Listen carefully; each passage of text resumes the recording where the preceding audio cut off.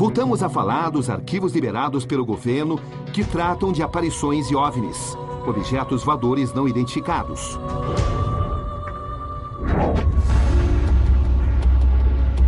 Os ufólogos recebem com reservas a abertura dos arquivos.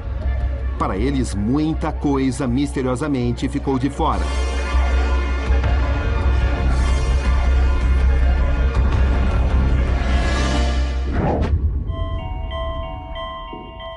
Fogueira, noite de estrelas, silêncio.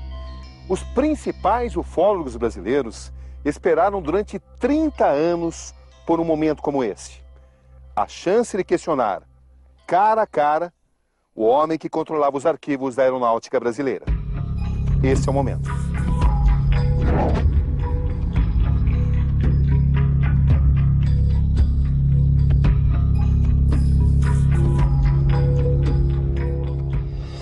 Brigadeiro, através dessa campanha que nós estamos movendo para pedir para que o governo reconheça o fenômeno dos discos voadores, nós já obtivemos algumas centenas de páginas de documentos.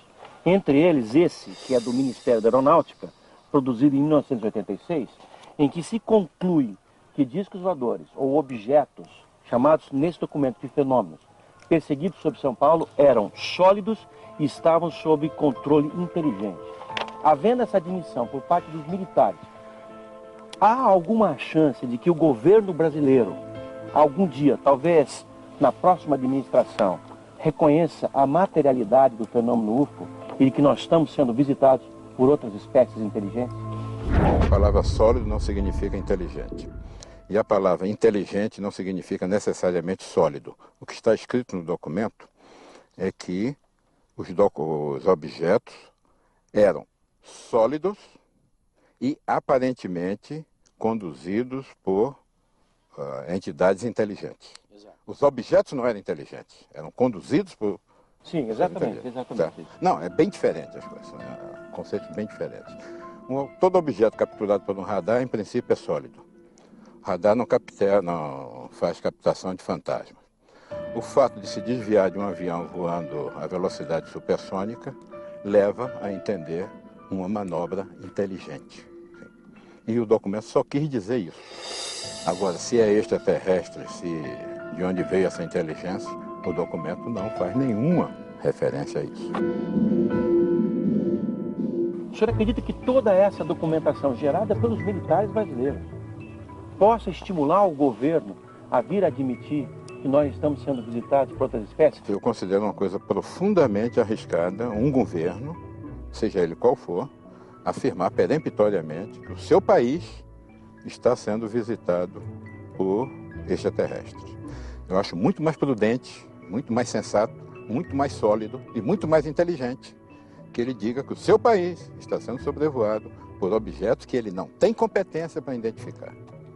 E apelar à ciência do mundo, rezar para que a ciência do mundo pesquise, vá a fundo nisso e descubra a origem dessas coisas.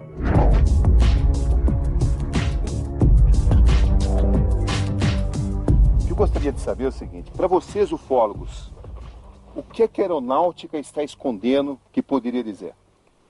Eu acredito que a aeronáutica só liberou até agora uma pequeníssima porcentagem dos documentos que ela produziu. Não estamos falando ainda do Exército e nem da Marinha. Continua ocultando? Continua ocultando. Sabe de muito mais do que está revelando? Eu acho que sabe muito mais do que está revelando. Agora, talvez... Isso acontece? Brigadeiro. Eu digo que, com certeza absoluta, que após a campanha, da qual eu colaborei, dentro das minhas possibilidades, a aeronáutica liberou tudo que foi possível. Okay? Agora, documentos estão espalhados pelo país inteiro, foram concentrados numa determinada época no Condab. Foi um esforço muito grande para concentrar esses documentos. Houve o máximo de apoio possível da aeronáutica aos ufólogos. Documentos foram entregues no momento oportuno. Tudo que foi possível se fazer foi feito.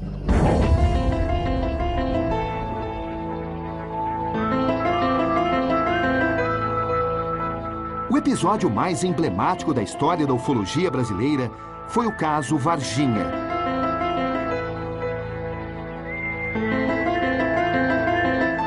Cidade de Varginha, sul de Minas Gerais. Às 8 horas da manhã do dia 20 de janeiro de 1996, o Corpo de Bombeiros recebia uma chamada telefônica anônima. A pessoa do outro lado da linha relatava que tinha avistado uma estranha criatura em um parque da cidade. Liliane, Valquíria e Kátia foram as 3 meninas que avistaram a criatura. As 3 garotas, visivelmente abaladas emocionalmente, reafirmaram o relato diversas vezes. Segundo descrição dos bombeiros ao chegarem ao local, eles viram um ser de 1,5 metro de altura, com olhos vermelhos e pele marrom. As testemunhas disseram que a criatura possuía 3 protuberâncias na testa e uma pequena abertura em seu rosto parecida com uma boca. Disseram também que produzia um estranho som semelhante ao zumbido de abelhas e parecia estar ferida. A criatura foi colocada numa caixa e entregue aos militares. A partir daí, o incidente foi abafado. O caso Varginha não faz parte dos documentos divulgados. Ainda hoje é considerado ultra secreto pelas Forças Armadas. O que o senhor sabe sobre o caso do ET de Varginha? Nada. Por quê? Porque a Força Aérea não teve nenhuma participação naquilo. Mas nos meios militares essa informação circulava. A Força Aérea não tomou conhecimento daquilo. Eu, por exemplo, tomei conhecimento pela imprensa. Aquilo afetou a polícia local de Minas Gerais, da região dali do sul de Minas, e o Exército Brasileiro. Chegou ao seu conhecimento que um policial militar teria morrido por ter entrado em contato com um ser extraterrestre? Soube disso pelos ufólogos. Oficialmente, o senhor nunca chegou a essa informação? Os ufólogos estão convencidos de que o governo esconde o jogo quando o assunto é ufologia. Os traficantes usam a ufologia para fazer determinadas coisas. E são assuntos muito delicados e tal. Mas aparentemente os ufólogos não entenderam isso e continuam obcecados por certas ideias. E com isso eles não colaboram nem com eles mesmos, nem com a própria ufologia. É que eles estão sedentos por informações, né? Estão sedentos por... Quem não está sedento por informações, Cabrinho? Me diz um único ser humano inteligente que não é sedento por informações. Eu sou sedento por informações. Muitas informações. E você, como jornalista, deve ser muito mais do que eu.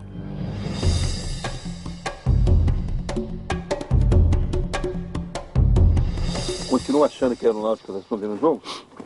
Eu não diria escondendo o jogo, mas as informações mais contundentes documentando a presença desses objetos no nosso espaço aéreo certamente estão ainda sendo retidas. O que nos interessa são os dados ufológicos dessas ocorrências. E elas são muitas, elas são inúmeras em todo o Brasil. E esses dados você está convencido que estão sendo omitidos? Eu não tenho a menor dúvida. E eu até compreendo por quê. Com que finalidade? Para não causar pânico? Eu acredito que os próprios militares ainda não têm todas as informações que desejam. Eles não têm todas as respostas, como os ufólogos não têm.